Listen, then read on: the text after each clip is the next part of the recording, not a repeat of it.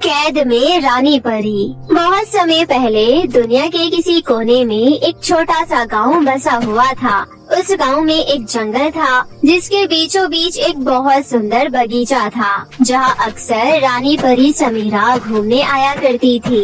लेकिन एक दिन रानी परी बगीचे में घूमने तो आई, पर कभी वापस परी लोग लौटी नहीं। कुछ दिनों बाद गांव वाले भी वहां जाने से डरने लगे, क्योंकि बगीचे के पास एक गुफा था जहां से बहुत डरावनी आवाजें आने लगी। सबको लगने लगा कि वहां एक चुड़ैल रहती है। एक बार गांव का एक आदमी जंगल में लकड़ियां लेने गया और कभी लौटकर नहीं आया। तब से गांव वाले और भी ज्यादा डर गए। उस दिन से लोगों ने जंगल में कदम रखना छोड़ दिया। उसी गांव में मीरा नाम की एक चुलबुली लड़की रहती थी, जिसे घूमने फिरने का बहुत शौक था। एक दिन की बात है, वो अपनी सहेली पायल से बोली, बहुत दिन हो गए हैं हम कहीं घूमने नहीं गए। चलो इस बार जंगल में जो बगीचा है वहाँ चलते हैं। सुना है वहाँ बहुत सुंदर सुंदर फूल लगे हैं। हाँ मीरा, मैंने भी सुना है वो बहुत ही सुंदर बगीचा है, पर वहाँ लोग अब जाने से डरते हैं। गांव वाले कहते हैं उस बगीचे के पास एक गुफा है जिसमें से बहुत भयानक आवाजें आती है। कहते हैं वहाँ एक चुड़ैल रहती है। हमारा जाना वहाँ सही नहीं होगा। पायल, मुझे तो ये सब झूठी बातें लगती है। मुझे नहीं लगता वहाँ ऐसा कुछ है। वैसे भी गांव वालों ने कभी उसे देखा नहीं, सिर्फ उसकी आवाजें ही सुनी है। हाँ, बोल तो सही रही हो मीरा, आज तक किसी ने उस चुड़ैल को देखा तो नहीं है। चलो ठीक है, चलते हैं, मगर घर पर हम क्या बोलकर जाएंगे? मेरे पास एक तरकीब है। जब तुम्हारे और मेरे माता पिता खेतों पर काम करने जाएंगी, तब हम उनके जाते ही चुपचाप जंगल की ओर चल देंगे और उनके लौटने से पहले वापस आ जाएंगे। ठीक है? फिर दोनों सहेलियां माता पिता के खेतों में चले जाने के बाद जंगल की ओर चल पड़ी कि तभी गांव के एक आदमी ने उन्हें जंगल की तरफ जाते हुए देख लिया। अरे मीरा और पायल बिटिया, तुम दोनों जंगल की तरफ कहाँ जा रही हो? क्या तुम्हें पता नहीं कि वहाँ जाना मना है? रामू काका, हमें सब पता है। हम जंगल के अंदर नहीं जाएंगे, आप चिंता मत कीजिए। हम तो सिर्फ जंगल के पास जो नदी है वहीं घूमने जा रहे हैं और जल्दी लौट आएंगे। चलो ठीक है बिटिया, मगर ध्यान से जाना। अच्छा, अब मैं चलता हूँ। इतना कहकर गांव वाला वहाँ से चला गया। चलो पायल, जल्दी चलो, हमें शाम होने से पहले वापस लौटना है। दोनों जल्दी जल्दी कदम बढ़ाकर जंगल के अंदर जा पहुँचे। कुछ दूर चलने के बाद उन्हें वहाँ एक सुंदर सा बगीचा दिखाई दिया, जिसमें सुंदर सुंदर फूल खिल रहे थे।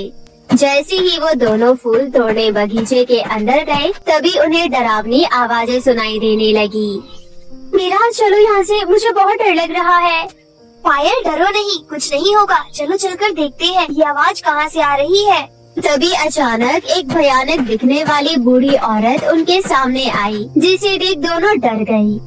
तुम दोनों कौन हो और इस जंगल में क्या कर रही हो? हम तो यहाँ घूमने आए थे, लेकिन आप यहाँ क्या कर रही है? मैं तो यही रहती हूँ। ये बगीचा मेरा घर है। तुम दोनों जल्दी से यहाँ से चली जाओ, वरना उस गुफा में रहने वाली चुड़ैल तुम्हें छोड़ेगी नहीं। जाओ यहाँ से। क्या सच में उस गुफा में एक चुड़ैल रहती है अम्मा? हाँ, वो बहुत खतरनाक है। तुम दोनों यहाँ से जल्दी चली जाओ, वरना मारी जाओगी, समझी?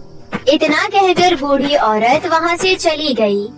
मीरा, मैं तो कहती हूँ जल्दी से यहाँ से चलते हैं, वरना चुड़ैल हमें मार डालेगी।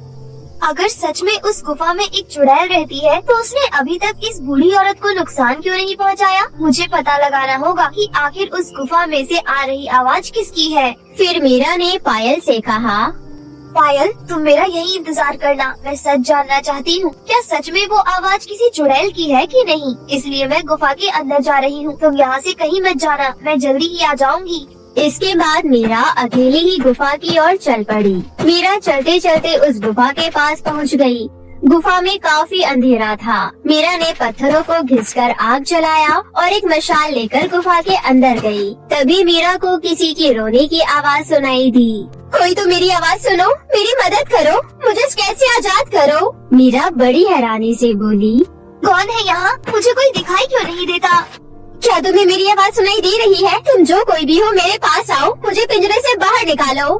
क्या तुम चुड़ैल हो जिनकी बातें सभी गांव वाले करते हैं?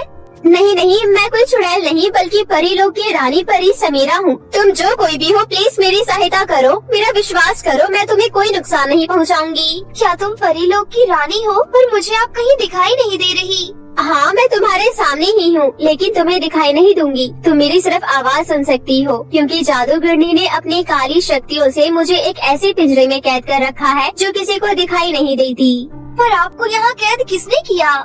दरअसल मैं इस बगीचे में अक्सर घूमने आया करती थी, पर एक दिन जब मैं बगीचे में विश्राम कर रही थी, तभी अचानक किसी ने पीछे से मेरे सर पर वार किया और जब मुझे होश आया तो मैंने अपने आप को पिंजरे में पाया।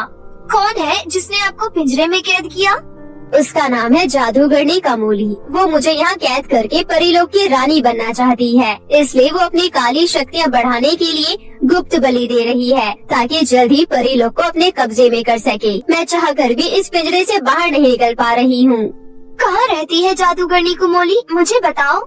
तुमने यहाँ एक बूढ़ी औरत को देखा होगा, वही जादूगरनी कमोली है जो भेष बदलकर इस जंगल में रह रही है ताकि किसी को उस पर शक न हो और वो आसानी से लोगों की बलि दे सके।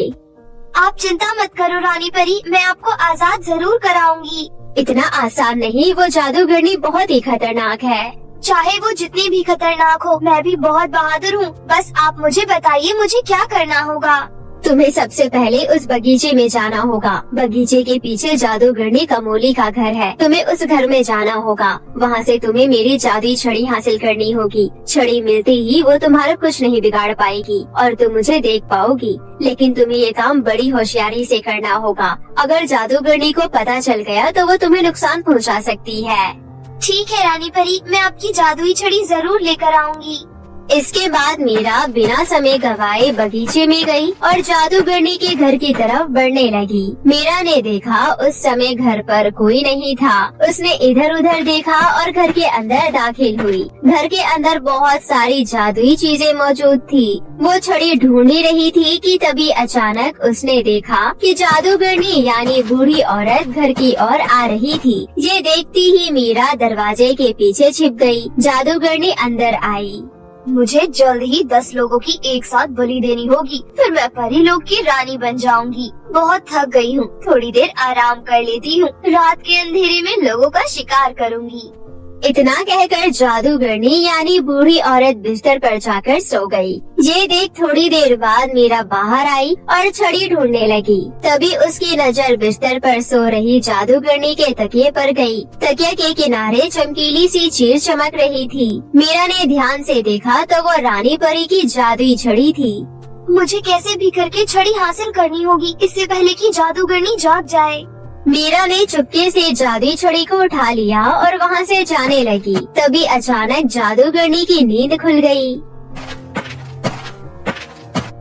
ए लड़की, तू ये जादुई छड़ी लेकर कहाँ जा रही है? जल्दी से छड़ी वापस कर मुझे। नहीं दुष्ट जादूगरनी, मैं ये छड़ी तुझे वापस नहीं दूंगी। तू मेरी योजना पर पानी फेरना चाहती है। रानी परी के आजाद होते ही मेरा सपना अधूरा रह जाएगा। नहीं नहीं, मैं ऐसा नहीं होने दूंगी। मुझे छड़ी वापस कर लड़की। तू मेरा कुछ नहीं बिगाड़ पाएगी जादूगरनी कमोली। गुस्से से भरी जादूगरनी कमोली ने मीरा पर हमला किया, पर उसका वार उस पर भारी पड़ गया और उसका शरीर जलने लगा। दुष्ट जादूगरनी, लगता है तू भूल गई थी कि मेरे पास रानी परी की जादुई छड़ी है। मैं जल रही हूँ। छड़ी पाकर ज्यादा खुश मत हो लड़की, तू फिर भी रानी परी को पिंजरे से कभी आजाद नहीं कर पाएगी। इतना कहकर जादूगरनी कमोली जलकर भस्म हो गई। मीरा दौड़ते हुए रानी परी की छड़ी लेकर गुफा में गई, जहाँ रानी परी कैद थी। छड़ी की शक्ति से मीरा को जादुई पिंजरा दिखाई दिया, जिसमें रानी परी कैद थी। रानी परी, मैं आपको अब देख सकती हूँ, पर आपको इस पिंजरे से आजाद कैसे करूँ? तुम्हें इसके लिए पिंजरे की चाबी ढूंढनी पड़ेगी। मेरी जादुई छड़ी इसमें तुम्हारी मदद करेगी। छड़ी तुम्हें वहाँ लेकर जाएगी जहाँ इस पिंजरे की चाबी है। मीरा जादुई छड़ी के पीछे पीछे चलने लगी। छड़ी मीरा को गुफा के नीचे बने तहखाने में ले गई, जहाँ पर 2 दरवाजे थे। तभी छड़ी में से आवाज आई, मीरा, तुम्हें इन 2 दरवाजों में से एक दरवाजा चुनना होगा, जिसके अंदर तुम्हें पिंजरे की चाबी मिलेगी। पहले दरवाजे के पीछे तुम्हें ढेर सारा रुपया मिलेगा और दूसरे दरवाजे के पीछे सिर्फ अंधेरा ही अंधेरा है। अब देर मत करो, जल्दी से दरवाजा चुनो। मैं दूसरा दरवाजा ही चुनूंगी। इतना कहकर मीरा दूसरे दरवाजे के अंदर दाखिल हुई, जहाँ सिर्फ अंधेरा था। छड़ी ने मीरा की मदद की और कमरे के चारों तरफ रोशनी फैल गई। थोड़ी दूर चलने पर मीरा को 4 चाबियां दिखाई दी जो हवा में लटक रही थी। अरे लगता है इनमें से ही एक चाबी पिंजरे की है, लेकिन इनमें से सही चाबी कौन सी होगी? तभी छड़ी में से आवाज आई, मीरा याद रखना, तुम्हें एक सही चाबी उठानी है। अगर तुमने गलती से गलत चाबी चुनी तो ये चारों चाबियां गायब हो जाएगी और तुम कभी भी रानी परी को आजाद नहीं करा पाओगी। ये सुन मीरा सोच में पड़ गई। हे भगवान, मुझे किस दुविधा में डाल दिया। अब मैं इन चारों चाबियों में से सही चाबी कैसे चुनूं? काफी देर सोचने के बाद मीरा ने बड़े ध्यान से उन चाबियों को देखा तो पाया चारों चाबियों में से एक चाबी बिल्कुल अलग थी और सबसे बड़ी थी। मीरा ने भगवान का नाम लेकर जैसे ही बड़ी वाली चाबी को हाथ लगाया, तुरंत ही बाकी चाबियां गायब हो गयी। शाबाश मीरा, तुमने अपनी सूझबूझ से बिल्कुल सही चाबी चुनी। अब हमें रानी परी के पास चलना चाहिए। उसके बाद मीरा चाबी लेकर रानी परी समीरा के पास पहुंची और पिंजरे में कैद रानी परी को आजाद किया। तुम्हारा बहुत बहुत धन्यवाद मीरा, आखिरकार तुमने मुझे इस पिंजरे से आजाद कर दिया।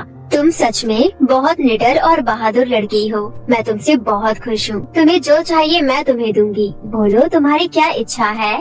रानी परी, वैसे मुझे कुछ नहीं चाहिए, लेकिन अगर आप मेरी इच्छा पूरी करनी चाहती ही हो तो मुझे बगीचे में लगे रंग बिरंगे फूल बहुत पसंद है। मैं चाहती हूँ ये बगीचा हमेशा ऐसा ही खिलखिलाते रहे, इसके फूल कभी ना मुरझाएं। ठीक है, मैं तुम्हारी ये इच्छा जरूर पूरी करूँगी। अब ये बगीचा हमेशा यूं ही रहेगा, जितना भी मौसम बदले कभी भी मुरझाएगा नहीं। अच्छा, अब मैं चलती हूँ, परीलोक मेरा इंतजार कर रहा है।